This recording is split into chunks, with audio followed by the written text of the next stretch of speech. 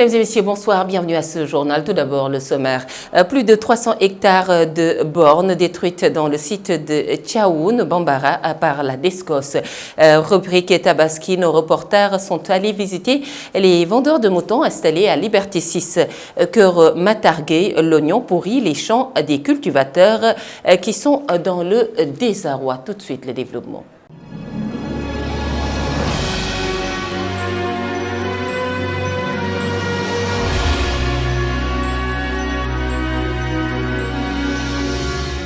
Bonsoir. Tout d'abord, le point Covid de ce vendredi 16 juillet 2021. Le ministère de la Santé et de l'Action sociale a reçu les résultats des examens virologiques ci-après. Sur 2913 tests réalisés, 738 sont revenus positifs, soit un taux de positivité de 25,33%. 264 sont des cas contacts, 474 cas issus de la transmission communautaire. Heureusement, aucun décès enregistré hier.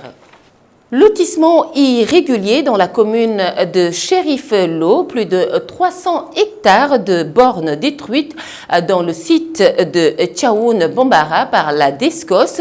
Selon la direction des surveillances et de l'occupation des sols, le site ne dispose pas d'autorisation de lotir venant des autorités compétentes. Nous écoutons à ce propos un extrait de Bassirou Diouf, chargé de la com de Descos.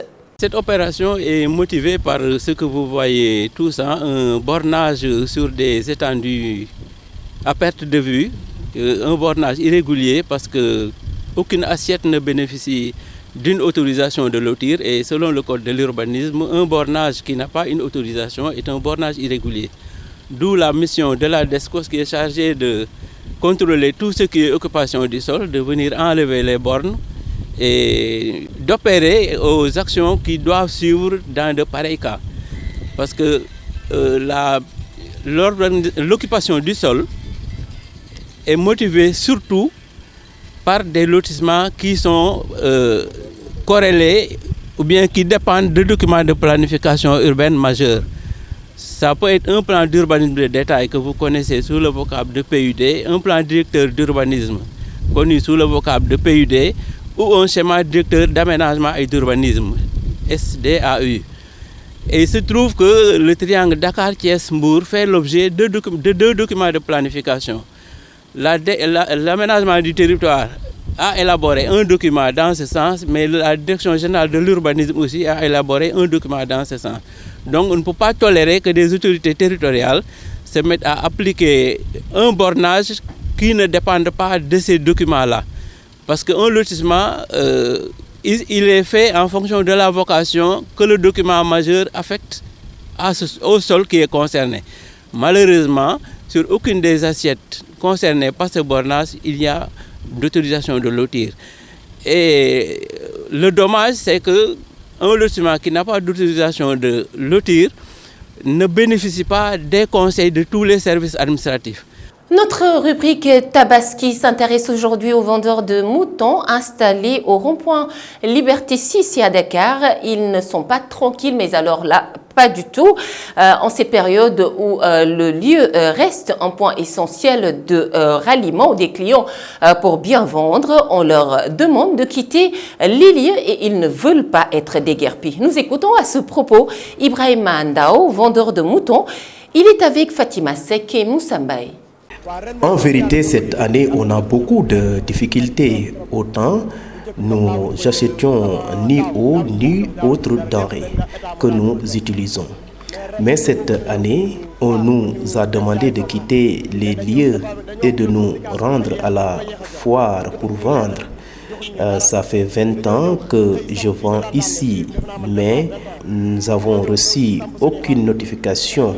Le préfet a attendu que nous nous installions pour nous demander de quitter les lieux. On ne connaît personne à la foire, on n'y détient pas de place. On ne connaît qu'ici. Nous sommes jeunes et nous n'avons que ça pour subvenir à nos besoins. Mais on nous menace de nous déguerpir dans les plus brefs délais. S'ils le font, c'est sûr qu'ils amèneront les moutons à la fourrière. On a de très bons moutons. Je sens que tout le monde pourra sacrifier un mouton de Tabaski. J'espère aussi que tout le monde y trouvera son compte. Ce qui se passe est rassurant pour le moment. Nous écoulons les moutons avec les cordes vertes que vous voyez ont été déjà vendus. Donc d'ici demain, nous comptons acheter d'autres moutons à vendre. Tout à fait autre chose que Matargué, l'oignon pourri dans les champs des cultivateurs, c'est le plan des Arrois. Une grande quantité de culture d'oignons est en train de pourrir actuellement entre les mains des cultivateurs de la fédération Pout, Cœur, Moussa et Gender. Ces agriculteurs livrés à eux-mêmes avec des dettes contractées auprès des banques ne savent plus où donner de la tête et appellent à l'aide à l'État du Sénégal afin de décanter la situation. Ils étaient face à la presse pour exprimer leur désarroi. Nous écoutons à ce propos Daour Gueye, président de la Fédération des cultivateurs de Pout, Cœur, Moussa, Gender.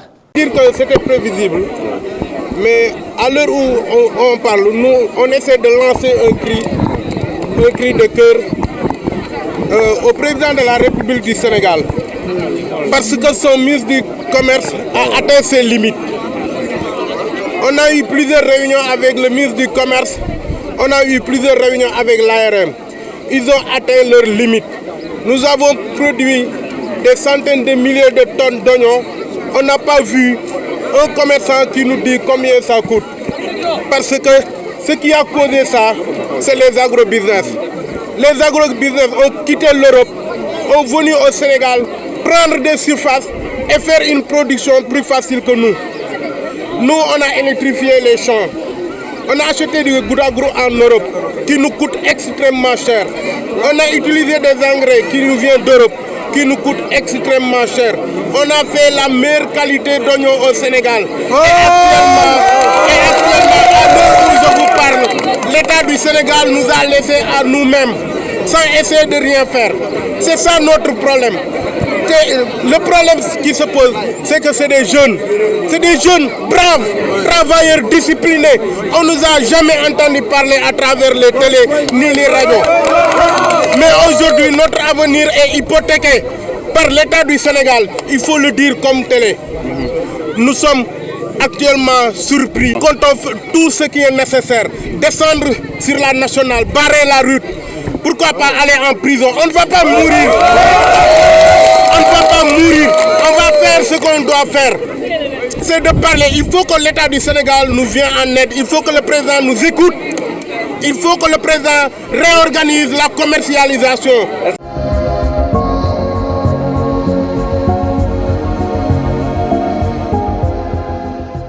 Nous en arrivons à l'actualité nationale à présent avec l'abus sur mineurs, un acte contre nature vécu à Touba. Un charretier a été surpris en train de violer un talibé de 9 ans, Fatou Karagé. Actualité nationale, c'est un véritable drame qui s'est produit au lycée sénégalais de Banjul. 4 élèves qui ont perdu la vie par noyade. Actuellement, ces 2 corps ont été retrouvés, ceux d'une collégienne sénégalaise et d'un élève d'origine tongolaise. La dépouille de la première a été acheminée à Touba pour une mention. Nous sommes tous sous le choc. Les parents d'élèves, le directeur, toute la communauté éducative est sous le choc, déclare M. Bab. Le mouvement And Doolel Khalifa est remonté contre le régime pour rappeler au mois de mai 2019 que l'État du Sénégal, par le biais du régime, appelé les acteurs politiques, ceux de la société civile, les observateurs du processus électoral, à un dialogue national sur les questions politiques, sociales et économiques.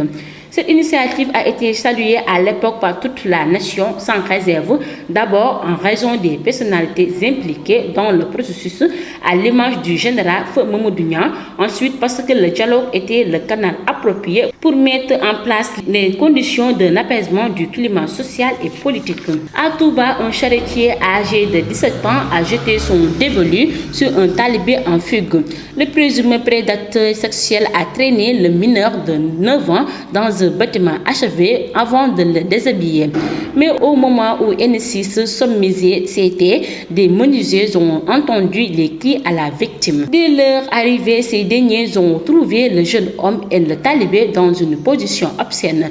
Ainsi, le charretier n'avait pas la possibilité de prendre la fuite. Neutralisé par la foule, le mis en cause a été mis à la disposition des policiers du commissariat de Namarto. Lors de son interrogation, l'adolescent de 17 ans assumera avoir traîné le talibé dans le dit bâtiment pour passer à l'acte. C'était tout pour l'actualité nationale.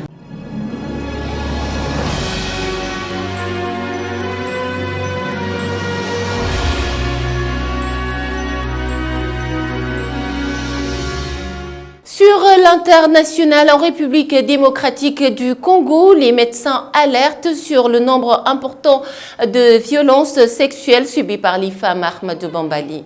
Nous démarrons l'actualité hors de chez nous en RDC. Médecins sans frontières sonne l'alarme sur le nombre de violences sexuelles. L'an dernier, l'ONG médicale a reçu près de 11 000 victimes de violences sexuelles dans les 6 provinces où elle intervient, soit 30 victimes par jour. Au-delà des soins qu'elle apporte, ces victimes sont souvent délaissées. Dans un rapport intitulé La double peine, Médecins sans frontières tire la sonnette d'alarme sur le nombre de violences sexuelles en République démocratique du Congo et sur le manque de prise en charge de ces victimes.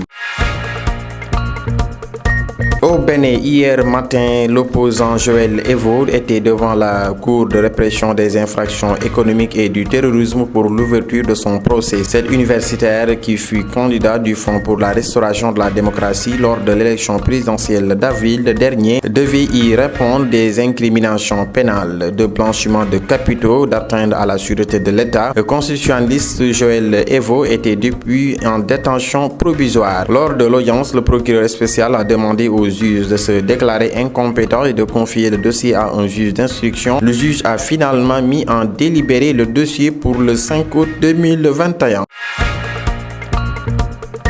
Pour finir cette page internationale, l'Organisation des Nations Unies s'inquiète d'une Libye dans l'impasse politique et sécuritaire. Dans une déclaration unanime, jeudi, alors que plusieurs ministres étaient présents, les membres du Conseil de sécurité ont pressé les partis libyennes à faire les progrès pour respecter l'échéance électorale de décembre. Encourageant, ils veulent croire à de possibilités avancées, mais leur position tensée avec celle des principaux acteurs invités à de briefs à New York.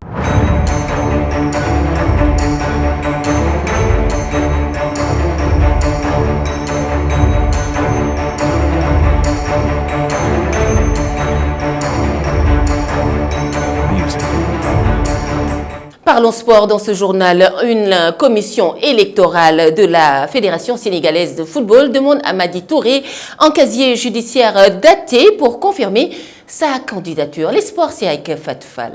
Démarrons les actualités sportives avec la commission électorale de la Fédération sénégalaise de football.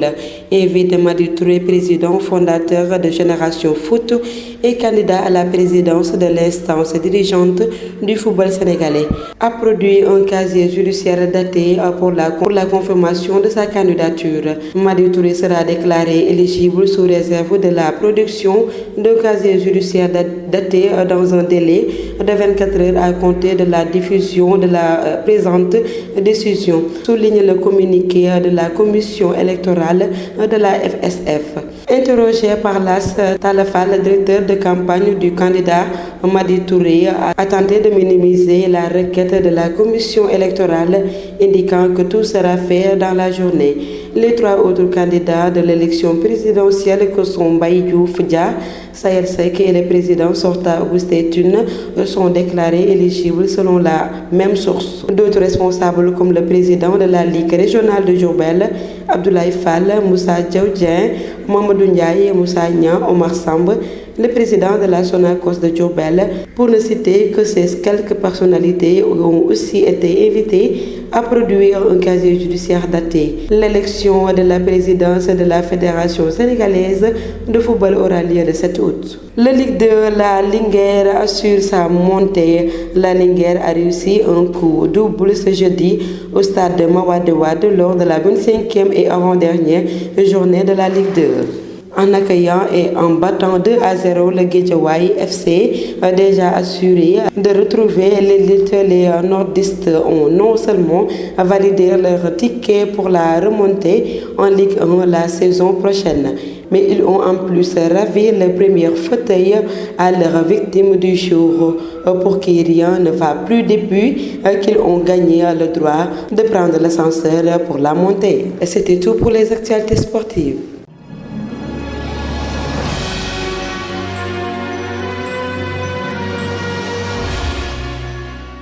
Tout de suite, la revue de presse. Bienvenue à cette revue de presse que nous démarrons avec l'Observateur à sa page 5. Le docteur Ousmane Dia, directeur des établissements publics de santé, informe que les cas positifs au coronavirus continuent d'exploser avec plus de 70 cas pour la seule journée d'hier jeudi. Le quotidien reste sur cette pandémie à Covid et livre à sa page 3 que la forte hausse du nombre de cas est devenue inquiétante dans le but de freiner cette troisième vague plus virulente. Le Comité national des gestions des épidémies qui s'est réuni hier a fait plusieurs recommandations. Ainsi, il est demandé d'éviter les déplacements et voyages pendant cette période de Tabaski.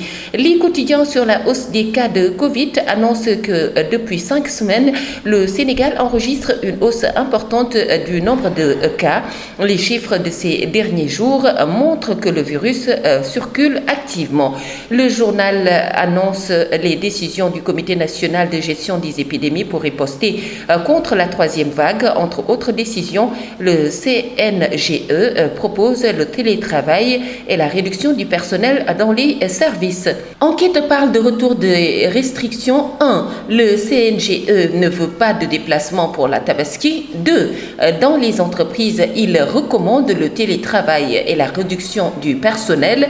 3. Abdoulaye Diouf Sarr demande le retour des masques dans les transports publics. L'info se met dans les rangs de l'actualité, annonce les mesures pour minimiser les décisions de Diouf Sarr. Nos confrères parlent de simples recommandations pour le port systématique du masque, l'arrêt des rassemblements, la limitation des déplacements et voyages lors des fêtes de Tabaski et celle du personnel des entreprises.